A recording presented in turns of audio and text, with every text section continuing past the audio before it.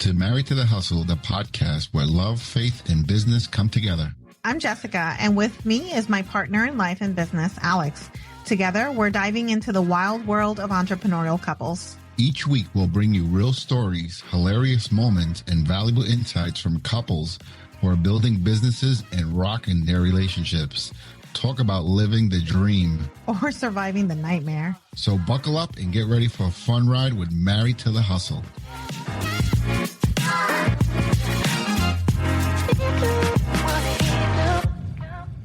Welcome back. I'm so excited to connect with you guys today and chat about networking and networking as a power couple nonetheless, because, I do a lot of networking by myself and Alex does some networking by himself.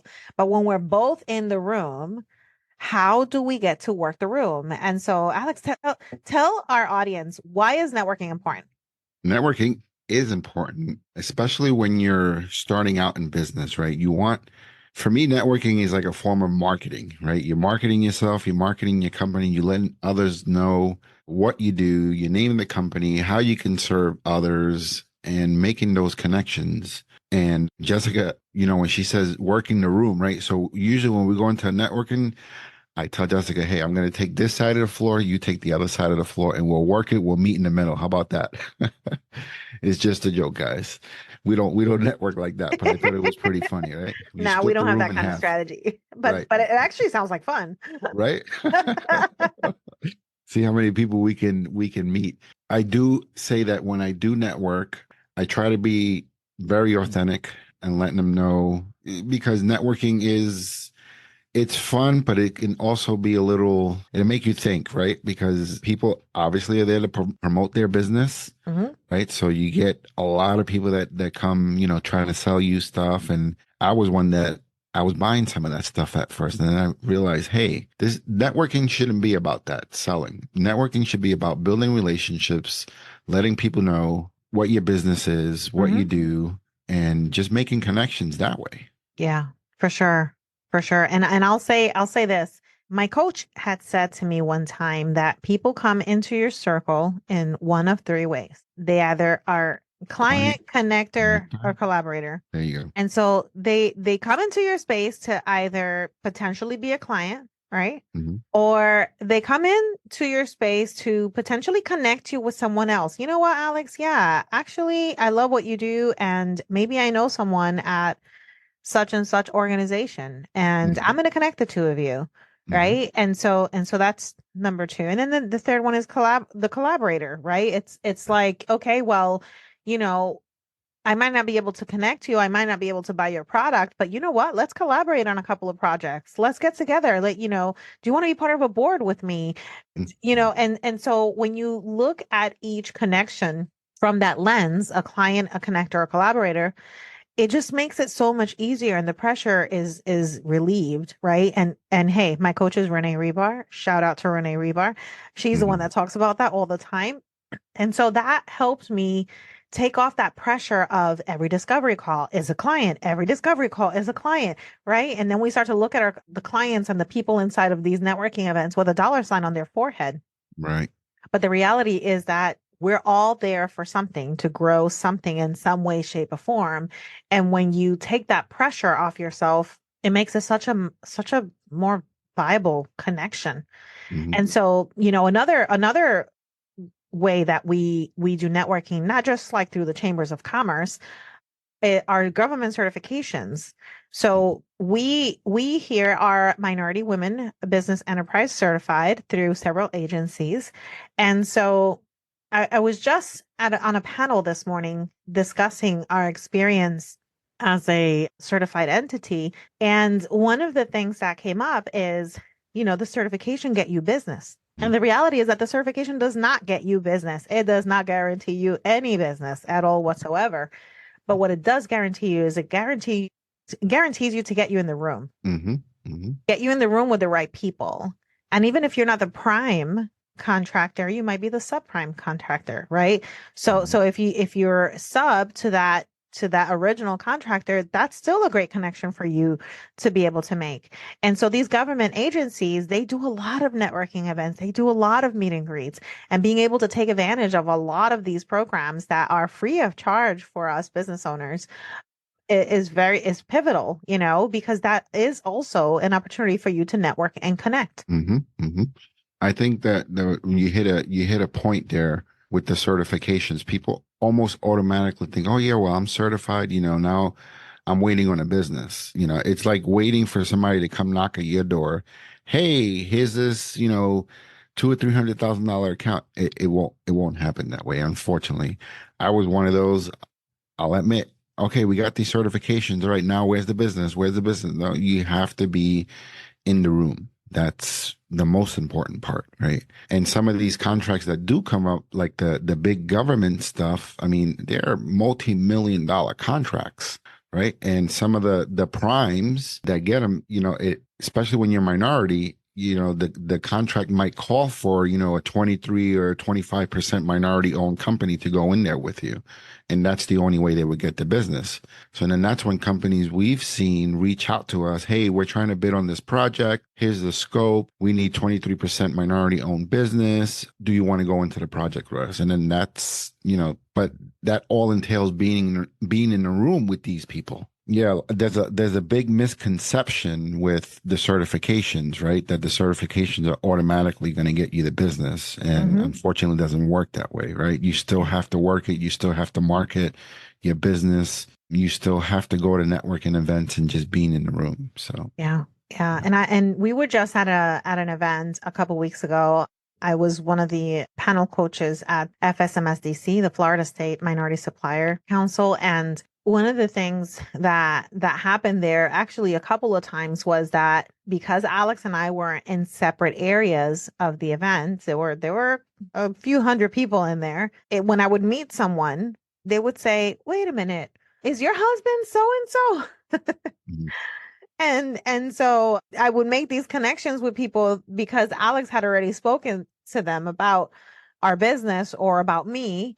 And so it was a really great way to make connections with others and break the ice too, because many people know that I'm an executive coach and I also own the commercial cleaning business with my husband. So whenever he would come up with an interaction where someone said something about building their business or not knowing how to go after certifications or that kind of stuff, he's like, "Oh, you should talk to my wife. My wife is a coach. She handles a lot of that." And vice versa. They will come to me and say, "How do you do a bid? How do you do pricing?" And I would say, "You know what? You definitely need to connect with Alex." And not only that, knowing what agencies to be part of. There was another person from the janitorial industry that we met there. We were like, "You should look into this agency, that agency, do this, do that," because we knew what we have been able to achieve by making a lot of these connections and networking with some of these big people. Because when you look at business, you want to be in the space of people that are ahead of you, right, so that there's no need for you to innovate. You just have to emulate what's already a proven process, right? And so being able to learn that and then share that with others that maybe you're mentoring, it's so important too. And if you're mentoring someone, I highly recommend that you invite them to a networking event with you so that they can make some of those connections as well and loosen up. Right. Pure example of that was yesterday. I got a text from Debbie and her husband that are starting out in the janitorial space, and they came to me. They found me in another group, and I answered one of their questions, and they asked if it was okay to reach out to me directly. I said, absolutely. What can I help you with? And, they just getting started and they wanted to know how to go about it. And I told them this is what we've done.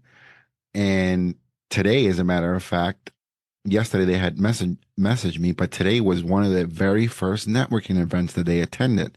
And here I am cheering them on, and she's all nervous because she's going without her husband. And she says, "What should I do? What should I expect?" And I said, "Listen, just relax. It's okay." I went through the same thing when we first started networking. We used to go around the room and you had 60 seconds or so to talk about yourself and, background, what's your business and what do you do? And I'll be completely honest with you. When it was next to my turn, where the person before me went, I broke out in sweat. But I got over that, right? Hmm. So Debbie was asking, I've never done this. And I said, just walk into the room, say who you are. Oh, but I don't have business cards. I said, you don't need business cards. It's Hmm. okay. It's okay. They're still in the very first stages of startup. So I share with her, hey, you know what? Sometimes I forget my business card too, but here's a free app that you can download, right? Called QRMe, right? Hmm. Which that app was presented to me at one of the big functions that we went to. And Hmm. QRMe, I mean, it gives the person your name, your business, your email, the website, all the information that a business card. So I was just trying to cheer her on, not to let that hold her down. Hmm. And today I made it a point to make sure I reach out to her. Hey, Debbie, how did the networking go? And she said, man, it was great. Thank you so much. Right. So Hmm. that for me, and I told her networking is not just a one and done, Right. right? You have to be continuous with it, Right. being consistent, right? Yep.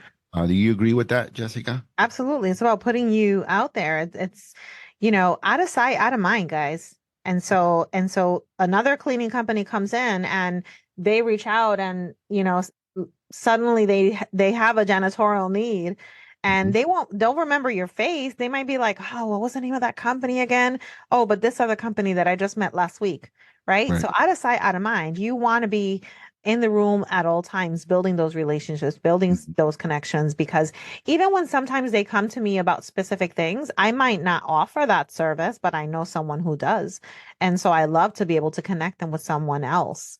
And so, we gathered a couple of tips to help you guys with networking.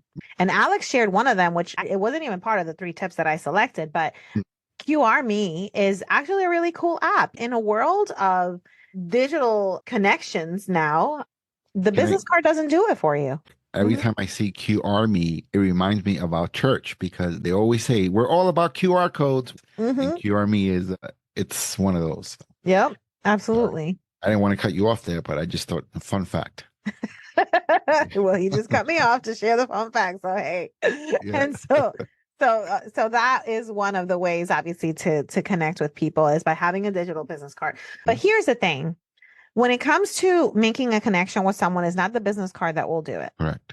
It's all in the follow up. And so let's talk about the 3 tips that we gathered to be able to share with you guys. So tip number 1 is have a goal to meet 2 to 3 people. Mhm. The biggest thing that you can do to yourself is get overwhelmed when you pull into the parking lot and there's 300 cars outside, Yeah.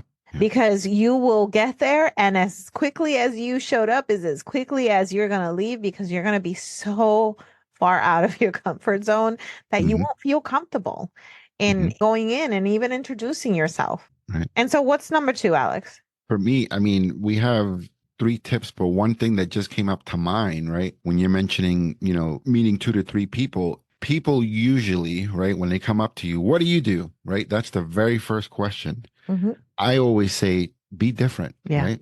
Ask something different that they're not used to answering, and that's going to spark the conversation right away, Hmm. right? So instead of asking somebody, hey, so what do you do? So how's your year going? Have you met your goals this year? It Hmm. opens different conversation, right? Absolutely. So that's one of my tips.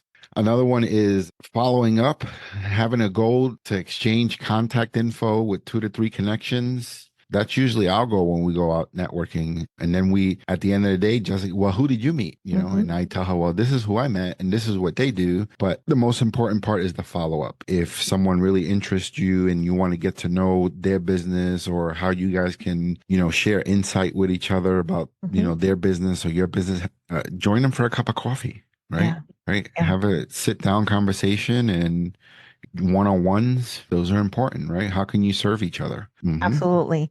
And so the last one, Alex, touch on it, which is a follow up. It's not the connection that you made, the card that you exchanged, the selfie that you took. I tend to do that. I take selfies and then I'll text them, be like, yeah, let me just send you these pictures just so that you remember who I am. Right. And so it's the secret sauce is in that follow up. Hmm. And Hmm. so just this morning, I was at an event, met 4 people at the event. As soon as I got to the office, the first thing that I did was send them an email, Right. just so that the exchange and the interaction is memorable. Hmm. Hmm. And so I brought up points of things that they discussed. One of them said that we should become a vendor for one of the other counties because they don't have a certification program. And she shared a couple of organizations. And I was just about to take the stage to be on a panel. And so I didn't immediately write it down. So I, of course, followed up with an email. Hey, what were those organizations again that you mentioned? So the follow up is key. Right. In order to stay connected. So like Alex said, go meet for a cup of coffee, and it doesn't have to be in person. Do it virtually, right? If you feel more comfortable just chatting, just taking, 15, 30 minutes to connect with each other and know what you do and who you can refer business to. Oh my gosh. And guys, please don't do it the other way. I have to share an experience with you. For privacy, I won't share who it was. I met someone at an event a couple of weeks ago. They text me, hey, it was great meeting you. Yes, it was so great meeting you too. Oh, we should stay connected. Absolutely. We definitely should stay connected. I would love that. About 2 or 3 days go by and I get a text back. June 12th, 11 a.m. That wasn't the date, but it was, Right. that's what the message said. Right. And I replied back, excuse me. And they replied back, oh, sorry, that wasn't for you. And so now at that point, I'm a little ticked off, right? I'm like, yeah, that's not how you ask someone to, set up a meeting. You know what I mean? Like, that's just not how you do it. And so I said to her, oh, okay, good. It wasn't for me, because if that was the date that you selected, I was not available anyway. But if you wanted to connect, because I know that's what she was trying to do, I'd love to be able to connect with you in a couple of weeks, because I think the following week was a holiday. And so we were going to be tied up. We decided to set a date. Everything is good. We set the date. No problem. I somewhat looking forward to meeting with this person just to see what they were about. Right. And I get the invite, and there's a third person invited in the invite. Yeah. Talk about awkward. Right. And so I accepted the invite anyway, right? Because at that point I was just like, oh, okay, I already know what I'm walking into. So I jump on this call, no clue who this third person is, and they go straight into the pitch. Right. There was absolutely no opportunity for discussion to get to know anything about me, about our business, about what we do, what we stand for, instead of this is what we do, and this is what we do, and this is what we do. And, tell me a little bit more about this and that and the other. And it just got so deeply personal without even building a relationship. Right. And so I felt really, really awkward. And at the end, I think she can tell that I was a little standoffish, the third person, right? Because the first person wasn't even saying anything. And so the third person, she noticed that I was a little standoffish, and she said to me, well, did you know what you're coming into this meeting for? And I said, absolutely no idea. I was supposed to come into this meeting just to get to know each other and a little bit more about what each other does. And she was like, oh, okay, well, we'll follow up with you in a couple of weeks. And I was like, okay, no problem. And hung up the call probably about 15, 20 minutes in. We had blocked, I think, 30 minutes. And I was like, oh, Lord have mercy. I was off the hook, right? Because it was such an awkward conversation. And so please, when you make that initial connection with someone, genuinely get to know them. Right. Because at the end of the day, yes, we're all in it to do business, and we're all in it to make money, right? We're all in it to build a legacy. But you get more bees with honey. Alex says this all the time. You get more bees with honey. Correct. And so if you step into a conversation, getting to know more about that other person and what they do and how you can potentially be a referral partner for them, they're going to appreciate that type of authenticity and you wanting to invest in their business. And then they're going to want to know the same thing about yours. Right. And going into that, Jessica, there's a great book that I read. It's called The Go-Giver, right? And it's a sales book, right? But it explains, right, that you don't always want to receive, you want to give, right? Whether it's information for something or connecting them to someone, that goes a lot more than that sales pitch, right? So it is a great book to read. I highly recommend it if anyone has not read it before. It's called The Go-Giver, and I believe the author is Bob Berg. So if you guys get a chance, you should grab the book and read it. And it's all about, giving to get those sales going. So, yeah. Anything else you want to share on this episode? No, though that was mainly it. I had to get that. I had to get that out of my head because it was really bothering me a little bit. And so That this is that where, that's definitely like a networking don't. yes, please, we should do another episode on the networking don'ts because we Yeah. get a lot of those. We Yeah. network a lot. We love to build connections, and Mm. and it's not always going to be perfect. You're going to do awkward things, and you're going to feel strange, and you're going to feel Right. outside of your element. But as you continue to do it, you get more and more comfortable every single time. Mm. Continue to put yourself out there with integrity and authenticity. And I guarantee you that it'll come back to you tenfold. Absolutely. Those are great words. Preach it, girl. Yeah. All right, So guys, that wraps up this episode. And until next time, keep keep hustling. hustling. 3, 2, 1, yeah!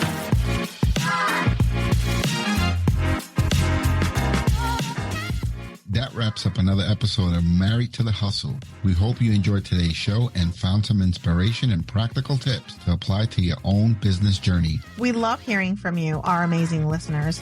If you have any stories, questions, or tips to share, connect with us on social media or send us an email. Your input makes this podcast even better. And don't forget to subscribe to Married to the Hustle on your favorite podcast platform so you never miss an episode. And if you enjoyed today's episode, please leave us a review. It really helps us grow and reach more entrepreneurial couples like you. Join us next week for more exciting stories, insightful interviews, and valuable advice.